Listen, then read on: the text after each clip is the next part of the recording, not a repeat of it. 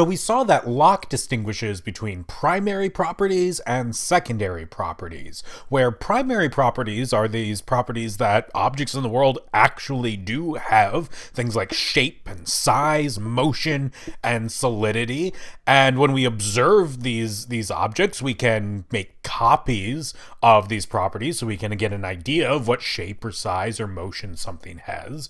But then there are these secondary properties that when we observe an object, we observe it, we get an idea of the color it has or what temperature it is or what taste it has.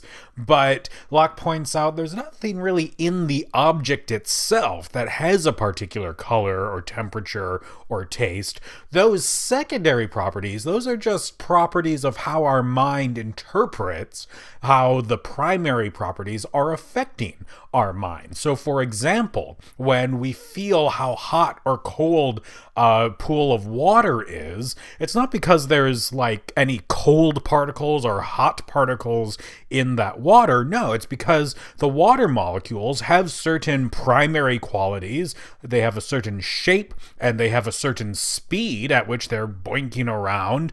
And depending on how fast those molecules are moving, if they're moving fast enough, when they hit the nerve endings in our skin, we will then feel the water to be hot. But that heat, that's a property of how our mind interprets the primary properties of the water. It's not a property of the water itself. And we saw how Locke gave us kind of a test to figure out whether we're dealing with a primary property or a secondary property. A secondary property is one in which, well, depending on your vantage point or the context of your observation, you might perceive something to have one property or another or both. So for example, when it comes to the temperature of the water, if you soak your right hand in ice water and soak your left hand in really hot water, and then take those two hands and put them in some room temperature water that's in the basin in the middle,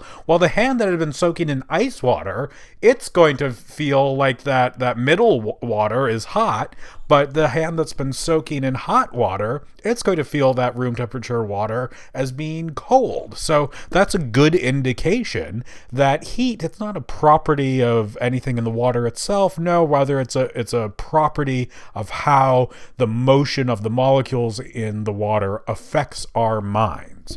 So that's where we're starting. Now Berkeley comes along, and he's got this little dialogue between Hylas and Philinus, but Philinus is kind of Berkeley's mouthpiece. Philinus is making the points that Berkeley wants to make, and what Philinus is arguing for is for this position called idealism. That's going to say, actually, there aren't really any differences between primary properties and secondary properties. Everything is a secondary property, which means that everything really just is an idea. There's no distinction between these properties that are actually properties of objects themselves versus properties that arise from our ideas. No, everything is just an idea. So I'm just going to quickly walk you through some of the arguments that Philinus uses to indicate that, look, even these things that Locke thought were primary properties, you can actually do the same sort of test on them that Locke gives us here and show that they're actually secondary properties. So for example, think about shape. Now, you might, when you look at a spider and you see its legs, observe those legs to be long and thin and straight, but then if you take a look at that very same leg under a microscope, you start seeing, the shape looks a little different. And then if you zoom in even further, you see, oh my gosh, it's anything but just smooth and long and straight. It's got all these curves and bends and points and that sort of thing. Well, now you can imagine looking at that very same spider leg, looking at it with your bare eye out of your right eye, but then looking at it under a microscope in the left eye, and to your right eye, it is going to look all straight and smooth and small, but in your left eye, under the microscope, it's going to look like it has all sorts of weird shapes going on with it. Well, gosh, that's just what happened when we were using our right hand and our left hand and feeling the water. We were feeling the water to have one temperature with our right hand and another temperature with our left hand, which seemed good enough for Locke to conclude, look, the temperature itself is not in the water, it's the secondary property, this property of our perceptions. Well, here we've got the same thing. Out of our right eye, we're perceiving the spider leg to have one shape, and out of our other eye, we're perceiving it to have a totally different shape. So, look, there is something that Locke thought was a primary property that now Berkeley can say, actually, that seems like it's a secondary property. So shape is just part of how our ideas interpret what's in the world. We can do the same thing for texture. If you look at a piece of glass just with your naked eye, it looks super, super smooth, but then look at it under an electron microscope over on the right here, and gosh, it's got all kinds of holes in it. It's got all kinds of like rough texture. So again, it seems like you could look at the very same thing, the same piece of glass, and perceive it to have both a rough and a smooth texture. So texture is not something in the glass itself. It is, again, the secondary property of our perceptions. Same thing with movement and speed. So, you know, if you ever had this sensation when you're looking at something from far away. So if you're, say, looking at a train moving through the landscape from far away, looks like the train is moving pretty slowly. But if you were to get up really close to the train, it would seem like it was going super fast, even though it's going the same speed. Similarly, if you were looking at the train from a distance with your naked eye, it would look like it's going slowly. But then if you look at it through a telescope so that you're looking up really close, in the telescope, it would look like that train is just zipping by super, super fast. So again, we can do the same test, where out of the right eye, the train looks like it's going slowly, but out of the left eye, it looks like it's going super fast. So the movement of the train and its speed, that doesn't seem to be some like primary property of the train. Again, that's just an idea that the train is causing us to have. It's the secondary property. So all these things that Locke thought were primary properties, Berkeley is showing, no, they're actually secondary properties. Even solidity.